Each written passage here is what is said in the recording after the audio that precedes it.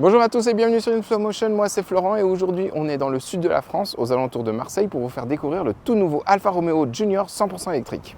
Déjà, au global, en termes de look, il se différencie clairement de ses cousins de chez Stellantis. On a plusieurs calandres disponibles, celle-ci est plutôt très sympa. On retrouve des feux au design vraiment très élégant. Pour des raisons de sécurité, fini la plaque déportée, c'est un peu dommage. On a ici la finition de lancement spéciale et les jantes toujours au design un peu particulier. À l'arrière, c'est là que c'est quand même plus compliqué d'aimer le Junior. Il a un arrière très tronqué, très abrupt, et en même temps avec un petit air SUV coupé, avec ce petit aileron.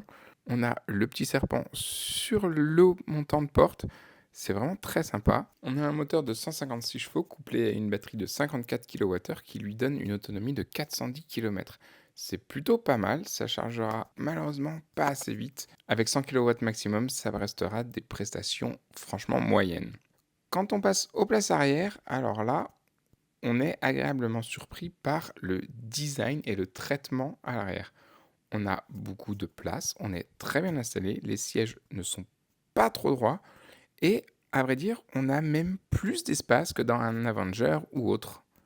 On a une petite prise USB-C au milieu, franchement c'est pas mal, et on a même, une fois n'est pas coutume, des vitres qui s'ouvrent entièrement. Sur les portières, bon malheureusement c'est un peu trop plastique. À l'avant, on retrouve un cockpit vraiment moderne.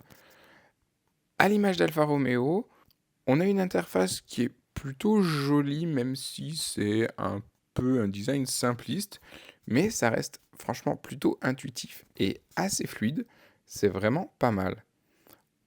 On a un planificateur d'autonomie qui est deux séries dans la voiture, mais qui peut être aussi sur une application. Et bon, alors, c'est un peu lent, vraiment. Hein. On cherche. Depuis Marseille pour rentrer à Paris. Bon, allez. Tac. Paris Centre, allez, go. Et qu'est-ce que ça nous donne? Ça calcule.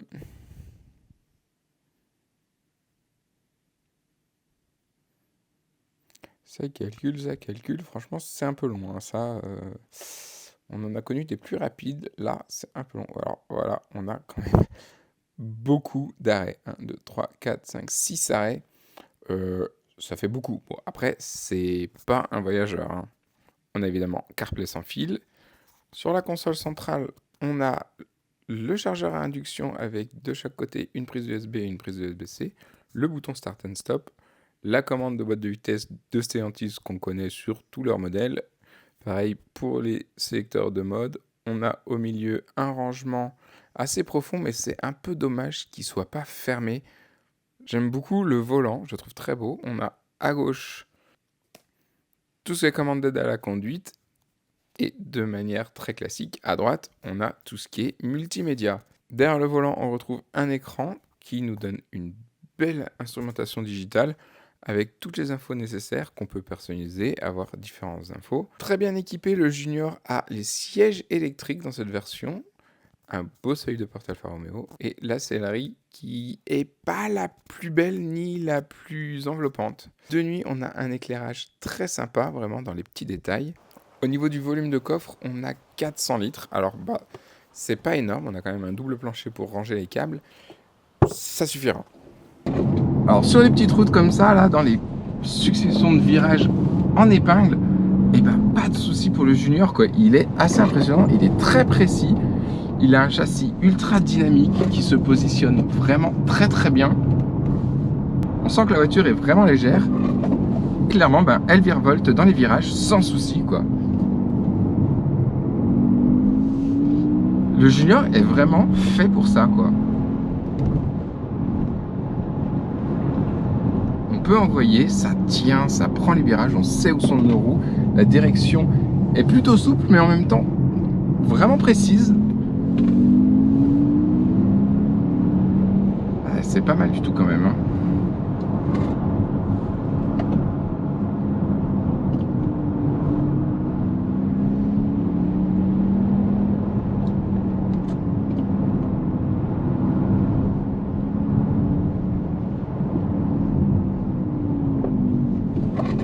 On n'a pas le plus beau temps, hein, malheureusement, mais les paysages au-dessus de Marseille comme ça, là, c'est vraiment très très beau. Et se balader dans la montagne en envoyant un peu au volant du Junior, ben, franchement, c'est un vrai plaisir, quoi. Alors là, je suis en mode dynamique, hein, évidemment, pour bien m'amuser, hein. Et si je le repasse en mode natural, donc qui est le mode classique,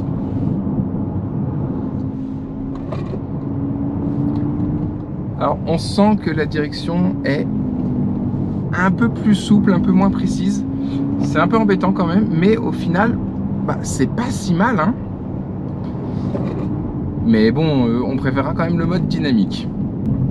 Au niveau de la position de conduite, c'est vraiment très agréable. On est très très bien.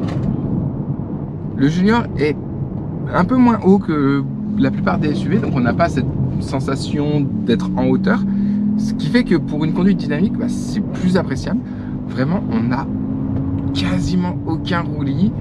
On est très très bien. Alors, au niveau des sièges, bah, là, on n'a pas l'option des sièges baquets dans celui-là. Les autres copains en ont certains. Alors on n'est pas hyper bien maintenu, ça c'est un petit inconvénient en conduite dynamique, mais franchement c'est pas mal du tout, hein.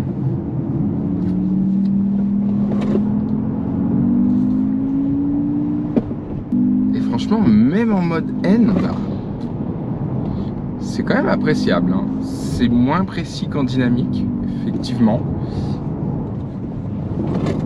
On va se remettre en dynamique parce que c'est là qu'il est le plus fun.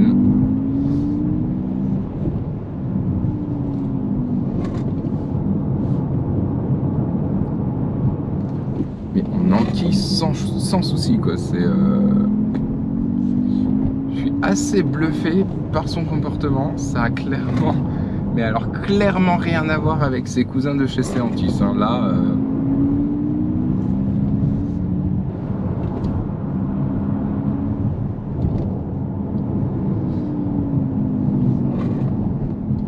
Bon allez, on va aller voir quand même ce que ça donne sur des routes un peu plus lambda, hein. On va repasser en mode normal. J'aime beaucoup le volant, il a la taille idéale, il n'est pas trop grand, pas trop petit. En plus j'aime beaucoup le design comme je vous disais tout à l'heure, avec la petite base plate. Franchement c'est très très agréable. On a une bonne sensation de qualité à bord quand même, et bah, ça fait plaisir.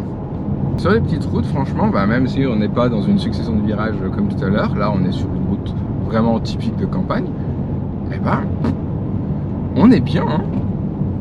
C'est vraiment agréable.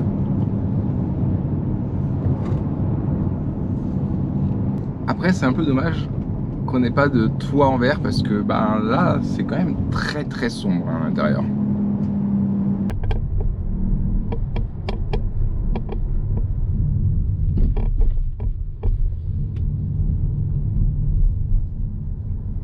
Pour l'essai d'un autre SUV électrique, on se retrouve sur l'essai du Peugeot E2008 et sinon bah, pour une autre Alfa Romeo vraiment sympa sur celui de la Giulia Quadrifoglio Super Sport. C'est par ici. A tout de suite.